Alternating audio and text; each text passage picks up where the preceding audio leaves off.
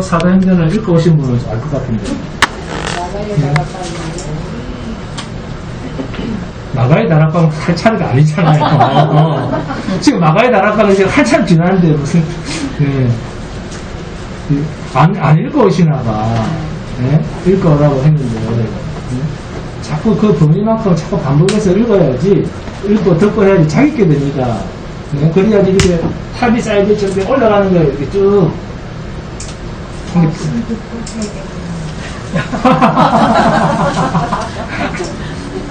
아닙니다. 고넬료 집에 성령이 만났어요. 순서가. 네? 김유수 지사님도 성경 안 읽고 오시나 보다. 네? 제발 좀 성경 좀 읽고 오세요. 제발 좀. 네? 자, 말씀 보겠습니다. 오늘 말씀의 제목은 성령이 말씀 듣는 모든 사람에게 내려오시니입니다. 사도행전 10장 23절에서 48절 마지막까지입니다.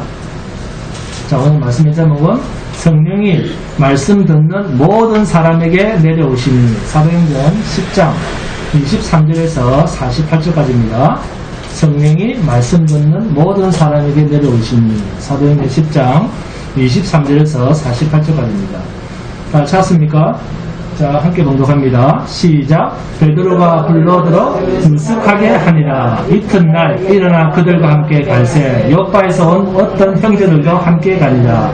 이튿날 가이사라에 들어가니 고넬료가 그의 친척과 가까운 친구들을 모아 기다리더니 마침 베드로가 들어올 때에 고넬료가 맞아 발 앞에 엎드려 절하니 베드로가 일으켜 이르되 일어서라 나도 사람이라 하고 더불어 말하며 들어가 여러 사람이 모인 것을 보고 이르되 유대인으로서 이방인과 교제하며 가까이 하는 것이 율법인 줄은 너희도 알거니와 하나님께서 내게 지시하사 아무도 속되다 하거나 깨끗하지 않다 하지 말라 하시기로 부름을 사용하지 아니하고 왔노라. 묻노니 무슨 일로 나를 불렀느냐. 고넬료가 이르되 내가 나흘 전 이맘때까지 내 집에서 제 90 기도를 하는데 갑자기 한 사람이 빛난 옷을 입고 내 앞에 서서 말하되 고넬료야 하나님이 내 기도를 들으시고 내 구제를 기억하셨으니 사람을 요빠에 보내어 베드로라 하는 시몬을 청하라. 그가 바닷가 무드장이 시몬의 집에 유숙하느니라 하시기로 내가 곧 당신에게 사람을 보내었는데 오셨으니 잘하였나이다. 이제 우리는 주께서 당신에게 명하신 모든 것을 듣고자 하여 다 하나님 앞에 있나이다. 베드로가 입을 열어 말하되 내가 참으로 하나님은 사람의 외모를 보지 아니하시고 각 나라 중 하나님을 경외하며 의를 행하는 사람은 다 받으시는 줄 깨달았도다. 만유의 주 되신 예수 그리스도로 말미암아 화평의 복음을 전하사 이스라엘 자손들에게 보내신 말씀 곧 요한이 그 세례를 반포한 후에 갈릴리에서 시작하여 온 유대에 두루 전파된 그것을 너희도 알거니와 하나님이 나사렛 예수에게 성령과 능력을 기름부터 하셨으며 그가 두루 다니시며 선한 일을 행하시고 마귀에게 눌린 모든 사람을 고치셨으니 이는 하나님이 함께 하셨습니다. 우리는 유대인의 땅과 예루살렘에서 그가 행하신 모든 일의 증인이라.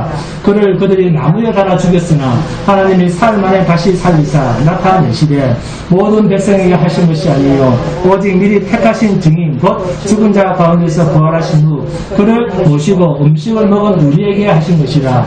우리에게 명하사 백성에게 전도하되 하나님이 살아있는 자와 죽은 자의 재판장으로 정하신 자가 곧 이 사람의 것을 증언하게 하셨고 그에 대하여 모든 선지자도 증언하되 그를 믿는 사람들이 다 그의 이름을 힘입어 죄 사함을 받는다 하였느니라.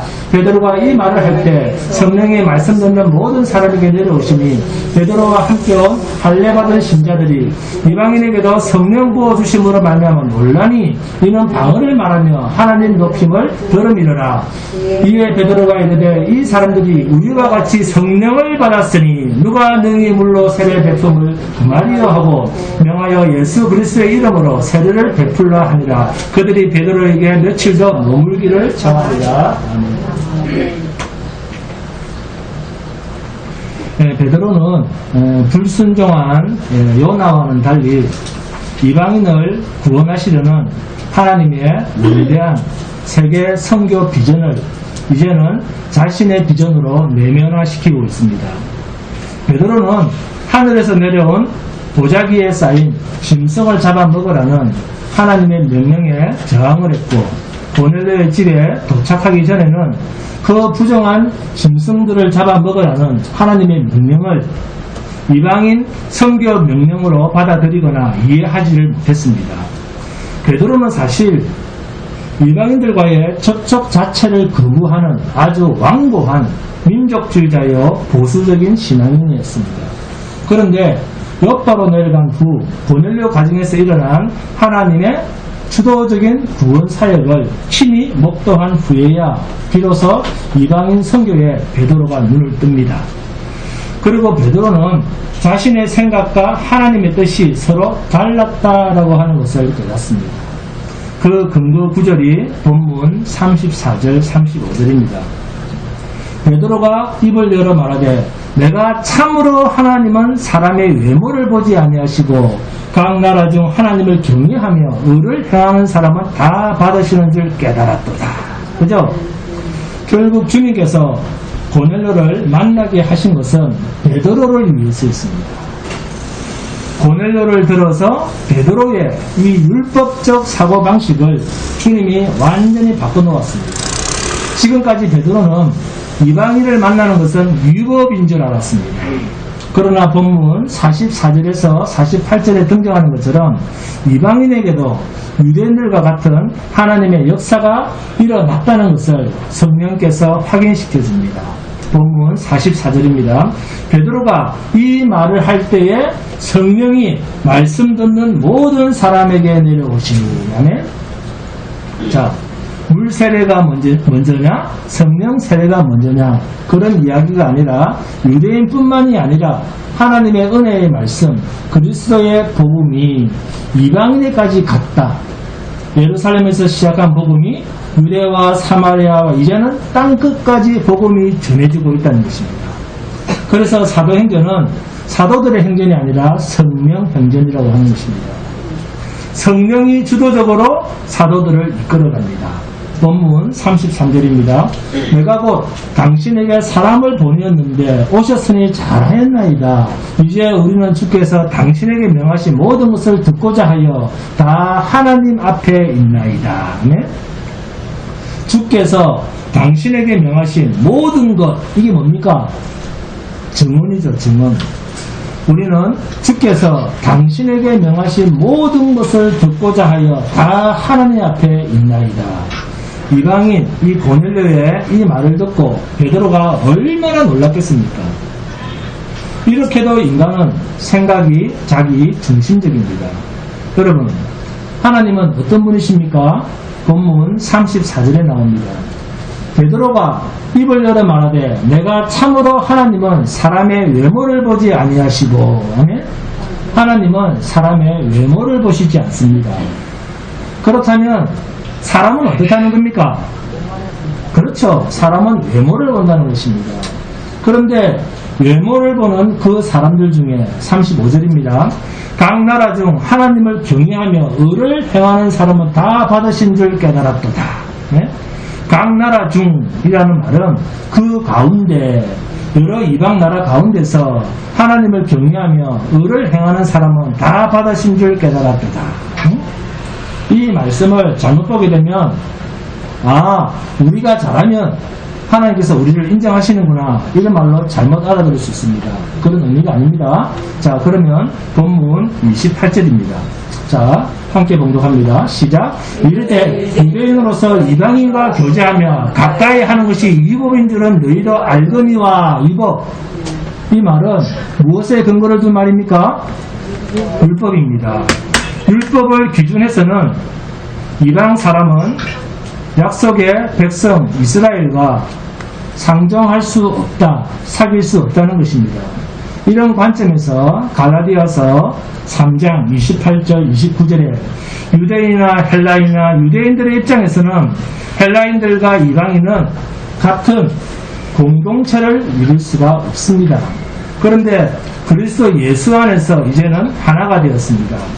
에베소서식으로 말하면 예전에 우리가 서로 원수되었던 관계고 하나님과도 원수일 뿐만이 아니라 또 우리 각자가 나누어져서 하나님과 원수로 있었다.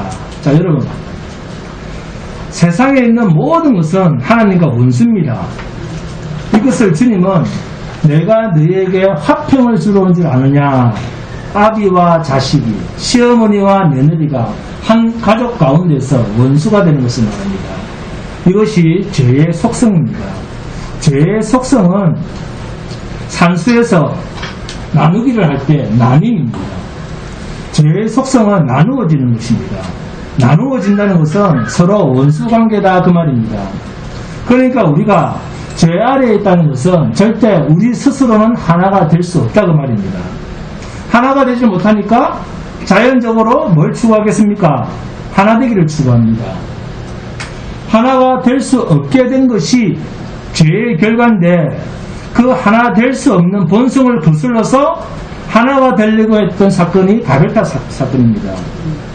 흩어짐을 면하자는 것입니다. 요즘 말로 하면 뭡니까? 신도시죠. 네? 비대면 의료, QR코드, 인터넷, 국제어로 전 세계가 하나가 되려고 하는 시도입니다. 이것은 하나가 되고자 하는 인간의 몸부림일 뿐입니다. 그런데도 베드로는 그리스도 예수로 말미암아 하나님과 원수가 되고 나누어졌던 우리가 이제는 하나가 되었음에도 불구하고 아직도 여전히 습관적으로 율법에 갇혀 있습니다. 율법이라고 하는 고정관념에 잡혀 있습니다.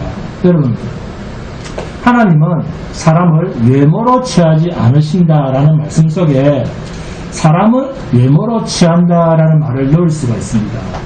사람은 외모로 취한다라는 말이 무슨 뜻입니까?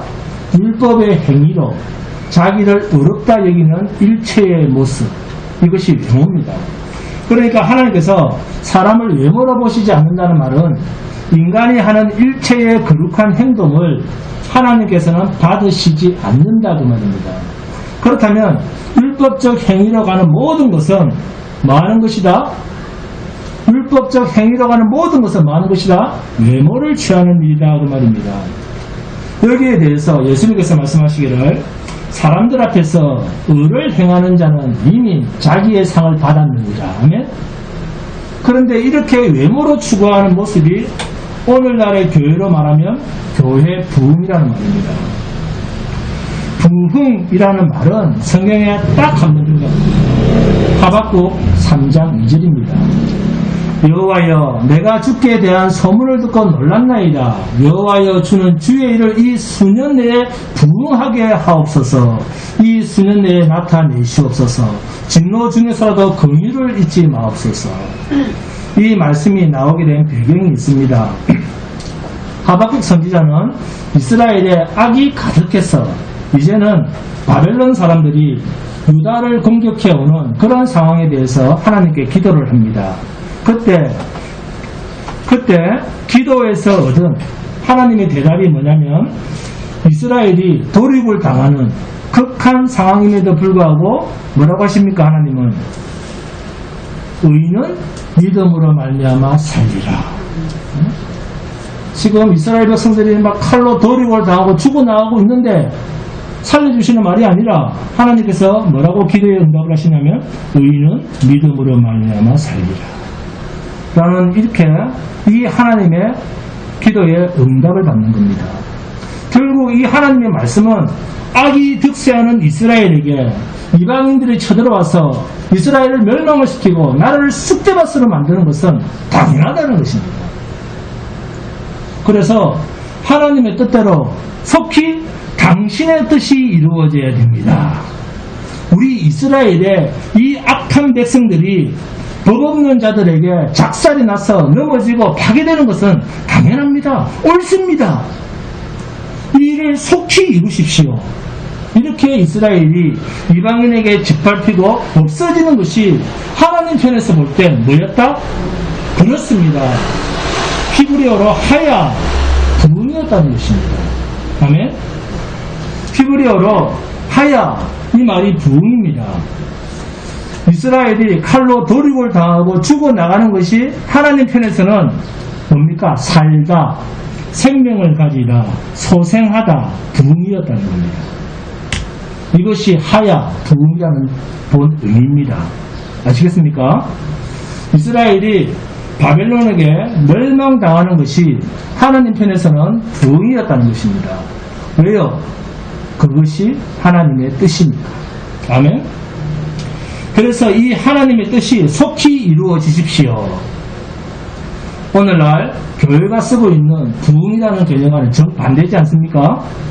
그래서 여러분, 성경이 말하는 의도, 하나님이 말씀하시고자 하는 의도랑은 전혀 상관없이 하나님의 말씀을 이용하는 것을 종교라고 하는 거예요. 그래서.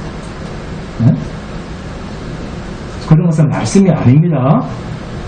그러니까 우리가 신앙생활을 해도 막연하게 하나님은 좋으신 하나님이야, 하나님은 복 주시는 하나님이야, 생명을 주시는 하나님이야, 이렇게만 생각하지 마시고, 네?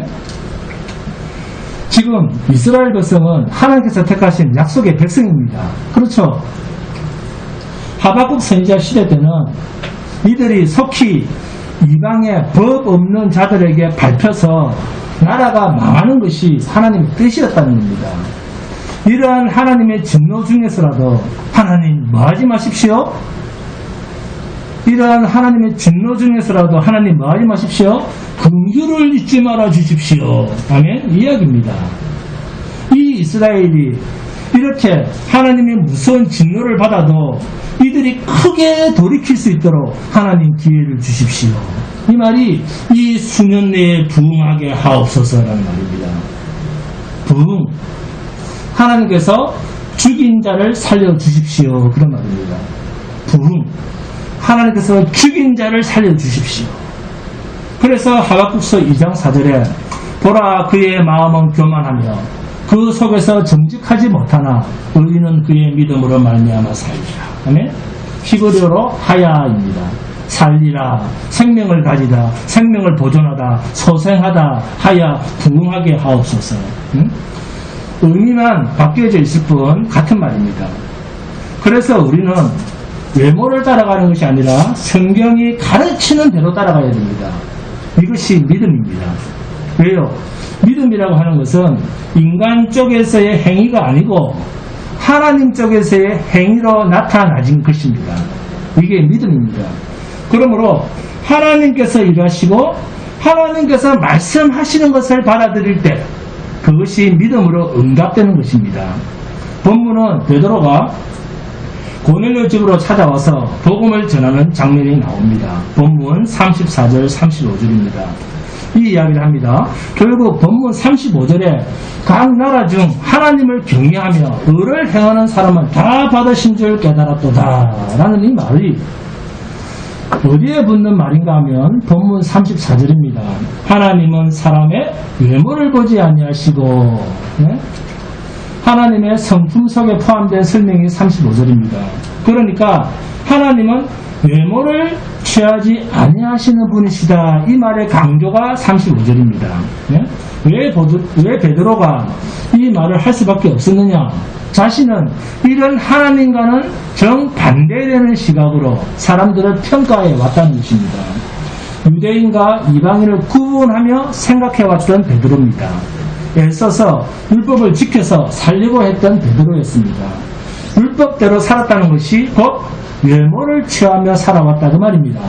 그러니까 이제는 고넬료를 통해서 하나님의 마음을 알고 하나님의 생각과 이제까지의 자기의 신앙이 얼마나 잘못되었는가 하는 것을 이제 제대로 깨닫게 된 것입니다. 자, 사도인 베드로가 이 정도라면 여러분 우리는 어떻습니까? 우리도 늘 실수투성이 아닙니까? 우리도 복음을 들으면서 아멘 아멘 하면서도 사람들을 판단할 땐 그 판단의 모든 기준들이 십자가의 복음의 빛 아래서 판단하기보다는 자기의 전서나 자기가 그동안 살아오면서 겪었던 누리던 종교적인 분위기나 습관을 가지고 사람을 판단하지 않습니까? 이게 외모로 율법으로 사람을 판단하는 것입니다. 양 목사는 그런 사람 아니야. 예수를 믿는다 하면서도 왜 그런가? 그것은 하나님의 복음이 우리를 지배한 상태가 아니고 여전히 자기가 살아있는 상태라서 그렇습니다. 그만큼 우리가 하나님의 복음으로 하나님의 마음으로 판단하지 않는다는 것입니다. 이것을 베드로가 고백하고 있습니다. 내가 참으로 하나님은 사람의 외모를 보지 아니하시고, 베드로가 탐복을 하고 있습니다. 외모를 볼 수밖에 없는 것이 인간이라는 것입니다. 우리 하나님은 사람을 외모로 보지 아니하시고 중심을 보십니다. 그래서 베드로가 중심을 보시는 하나님에 대해서 본문 36절에서 38절입니다. 함께 봉독합니다. 시작. 만유의 주 되신 예수 그리스도를 말미암아 화평의 복음을 전하사 이스라엘 자손에게 보내신 말씀 곧 요한이 그 세례를 반포한 후에 갈릴리에서 시작하여 온 유대에 두루 전파된 그것을 너희도 알더니와 하나님이 나사렛 예수에게 성령과 능력을 기름 붓듯 하셨으며 그가 두루 다니시며 선한 일을 행하시고 마귀에게 눌린 모든 사람을 고치셨으니 이는 하나님이 함께 하셨습니다. 아멘. 마귀에게 눌린 모든 사람을 고치셨으니, 이게 무슨 뜻입니까?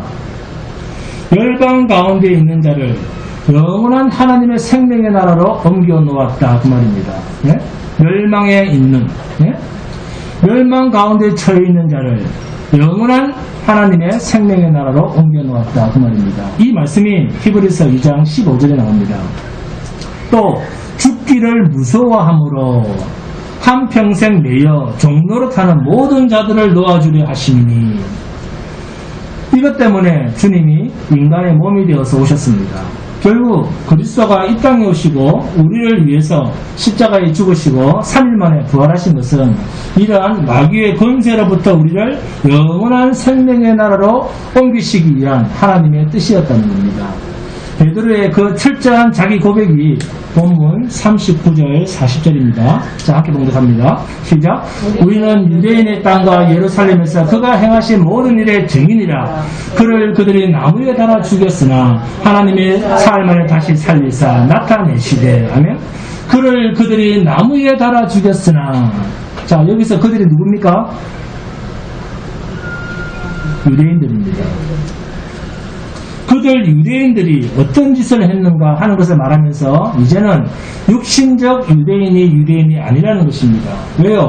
그 육신적 유대인은 메시아이신 하나님을 십자가에 매달아 죽인 하나님과 원수들인가 동시에 내가 이방인인 너희들보다 더 나을 것이 없다라고 하는 자기 고백입니다.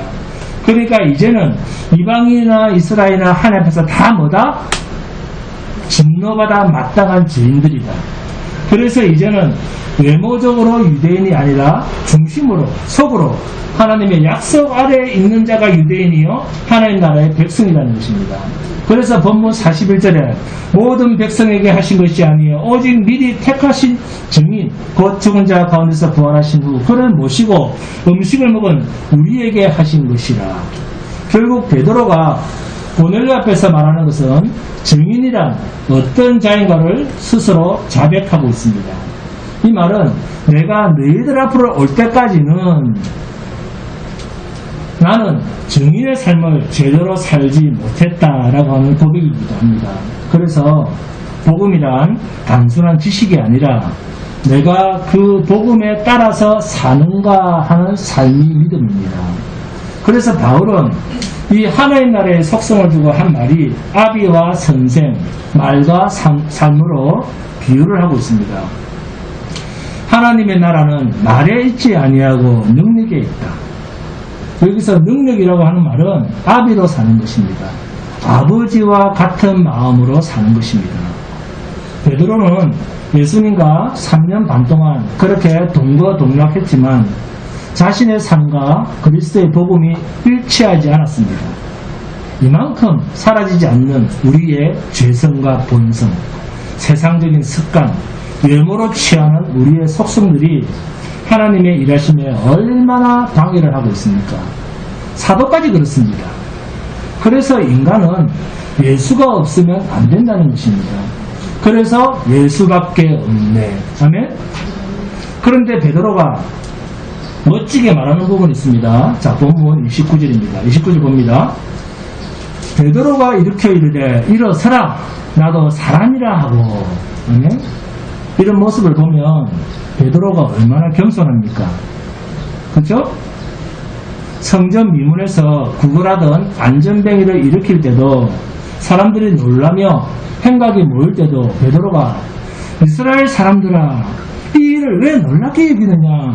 우리 개인의 권능과 경건으로 이 사람을 걷게 한 것처럼 왜 우리를 주목하느냐?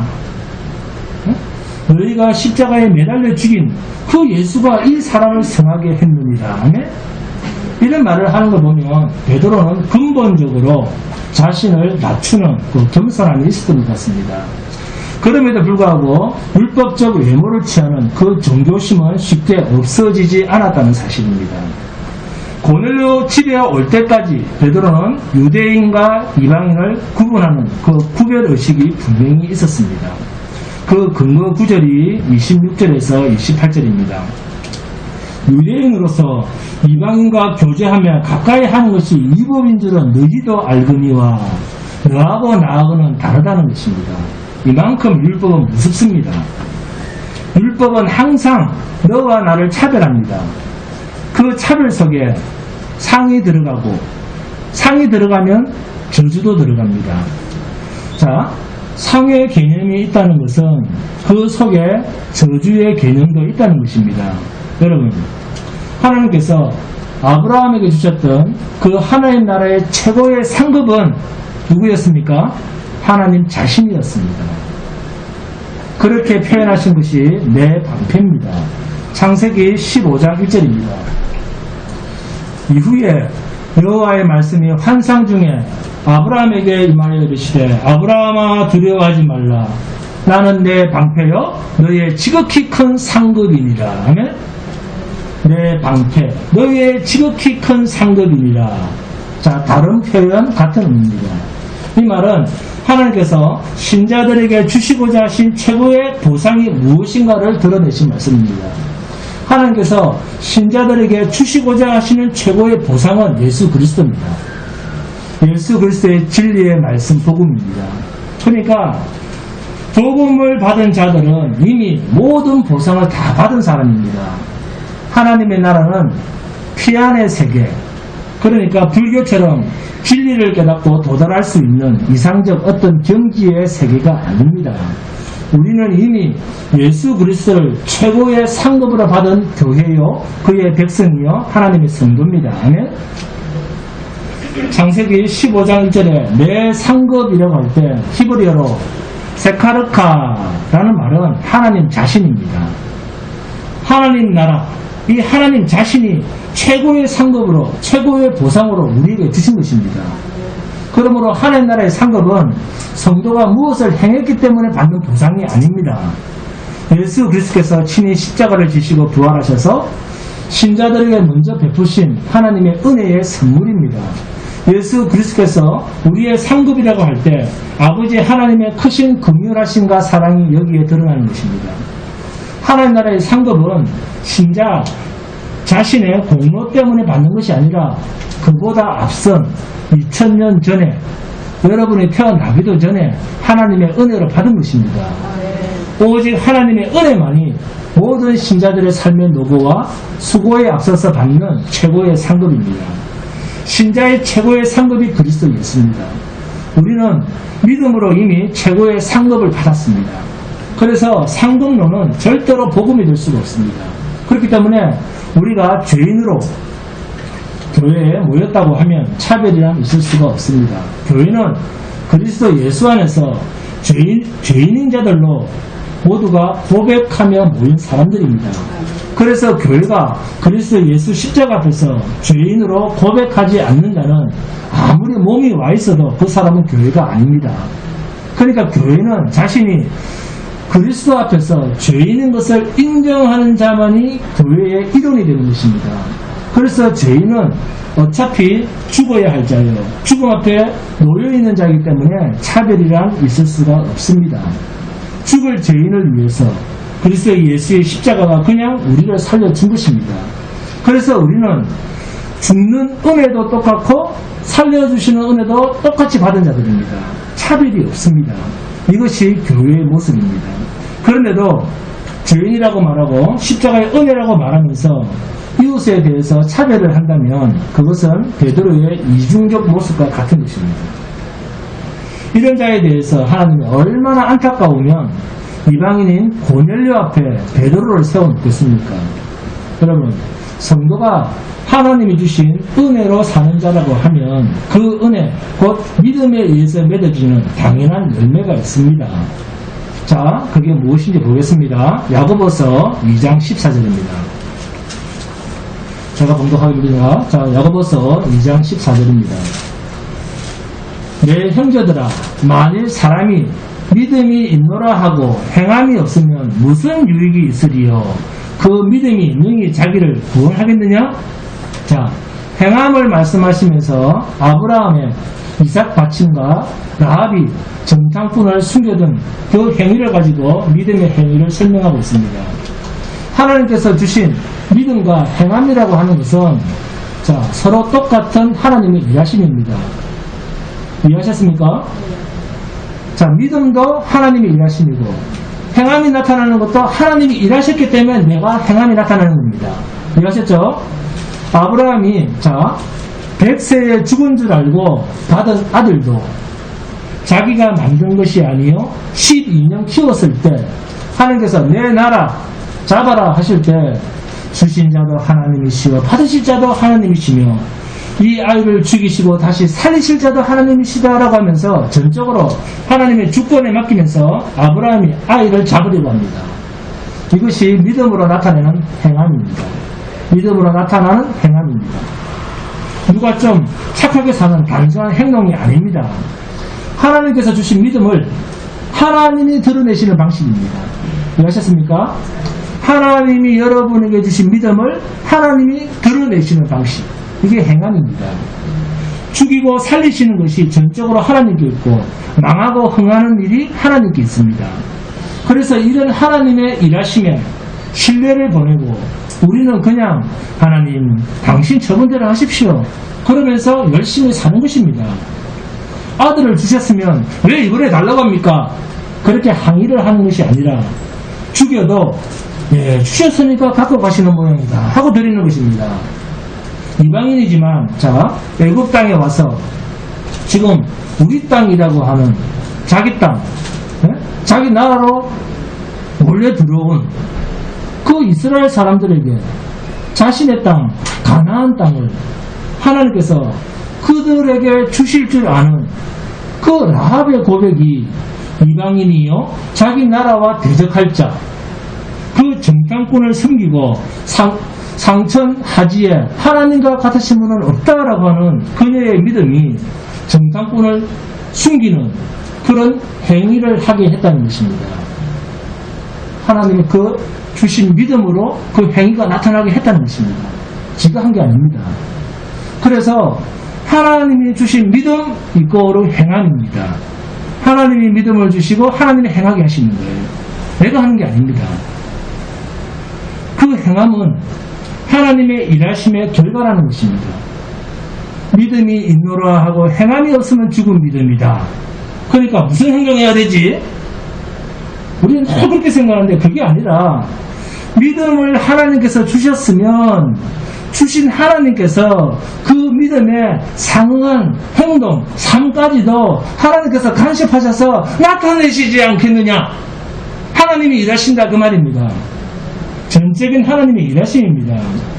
하나님께서 저와 여러분을 세우신 것은 우리들 역시 베드로처럼 그리스도를 증거하는 사역 가운데서 자신이 얼마나 하나님을 알지 못하고 그리스도 예수에 대한 바른 복음이 없는 자인 것을 깨닫게 하시고 우리 자신의 오해와 미련함을 하나님께서 돌이키시고 고치시기 위해서 그 증인의 사역 가운데 나를 치유하시는 그런 하나님의 사역이 베드로처럼 우리들도 베드로와 함께 베드로처럼 함께 우리에게도 이 말씀이 스며들고 있는 것입니다. 갈라디아서 3장 25절에서 29절입니다. 자, 함께 봉독합니다. 갈라디아서 3장 25절에서 29절입니다.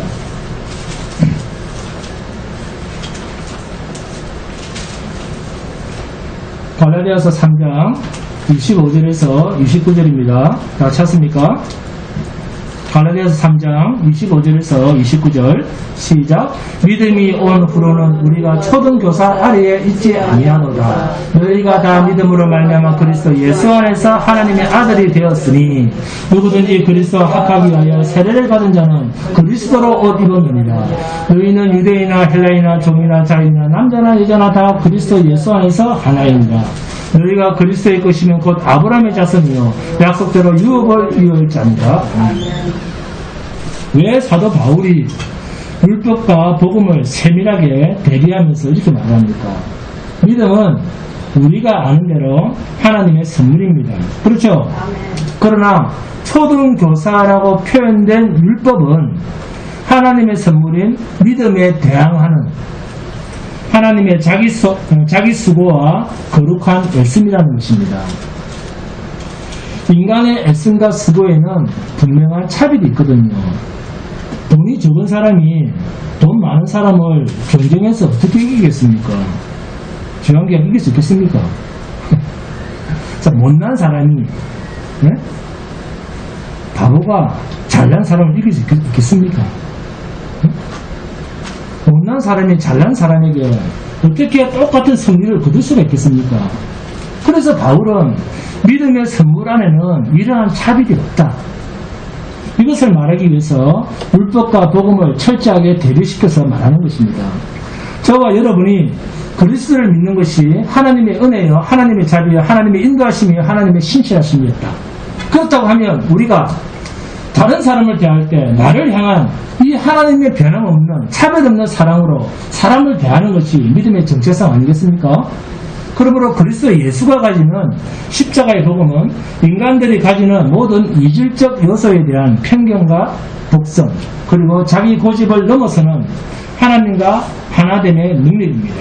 에베소서 2장 22절입니다. 너희도 성령 안에서 하나님이 거하실 처소가 되기 위하여 그리스도 예수 안에서 함께 지어져 가느니라. 아멘. 만유의 왕이시요 만유의 주가 되시는 창조주 하나님은 그 어떤 자에게도 편견을 가지고 있지 않습니다. 그 어떤 경우에서도 하나님은 땅 끝까지 이르러 당신이 택한 백성은 당신이 다 찾으십니다. 하나님이 찾으십니다. 이러한 하나님의 관심, 이러한 하나님의 총체적 섭리를 이해하지 못하면 땅 끝까지 이르러 내 증인이 되리라 라고 하시는 이 말씀을 이루는 일에 수정을 둘 수가 없습니다. 그러므로 무슬림이든 불교든 힌두교든 우리는 그리스도 예수를 증거해야 됩니다. 그래서 교회는 세상을 위하여 봉사하기 위해서 세워진 기관이 아닙니다. 세상 일을 해라고 세워진 기관이 아닙니다. 그러고는 볼런티어들이 있습니다. 하나님을 경외하고 세상으로는 그리스도를 증거하기 위해서 세워진 것이 교회입니다. 그러므로 세상을 향하여 봉사하고 좋은 일 하는 것은 거기에 영광을 둘 이유가 하나도 없습니다. 우리가 하나님을 경외하고 그리스도를 높이는 것과 우리가 세상을 향하여 봉사하고 좋은 일 하는 것과는 아무런 연관성이 없습니다. 교회는 그리스도 십자가의 피로 인해서 하나님의 열심으로 모여진 그리고 모아진 그리스도의 몸입니다. 그래서 복음을 말하고 그리스도의 십자가로 살기 위해서 생명으로 이끌려 모여진 곳이 교회입니다. 그러므로 교회는 모이면 뭘 말해야 됩니까? 그렇습니다. 예수 그리스도를 말하고 예수 그리스도의 은혜에 대해서 서로 나누고 어떻게 살아가는 것이 진정 그리스도인으로 살아가는 순종의 삶이고 하나님의 몸을 이루어가는 삶인지 그렇게 신앙으로 나누며 살아가는 사람들을 이야기하고 간증하고 권면하고 이렇게 하는 것이 교회의 참된 생명의 교제요 교통입니다. 네? 본문 44절에서 46절입니다. 자, 44절에서 46절 함께 봉독합니다. 시작. 베드로가 이 말을 할 때에 성령이 말씀 듣는 모든 사람에게 내려오시니 베드로와 함께 온 할례받은 신자들이 이방인들에게다 성령 부어주심으로 말미암아 놀라니 이는 방언을 말하며 하나님 높임을 들음이라. 아멘. 자, 베드로를 비롯한 신자들이 성령을 부어주신 것을 분명히 알았다는 것입니다. 도대체 무엇을 보고 성령 부어주심을 사람들이 알았을까요? 김문사님 어떻게 알았을까요? 그렇습니다. 이 사람들이 방언을 말하고 또 하나님을 높이고 있더라는 것입니다. 이것이 성령 부어주심에 대한 확인이었습니다.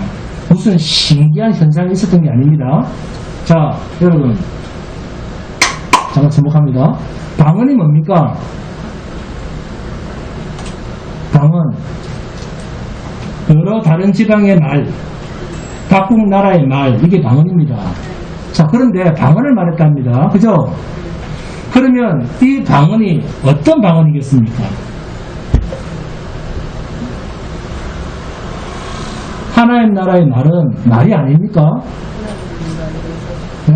하나님 나라의 말은 말이 아닙니까? 하나님 나라는 나라가 아닙니까? 자, 하나님 나라는 나라가 아니다. 그러시면 손 한번 들어보세요. 우리가 갈 나라가 하나님의 나라입니다. 네? 하나님 나라는 뭐 나라가 아닙니까? 하나님 나라의 말을 하는 것이 최고의 방언 아닙니까?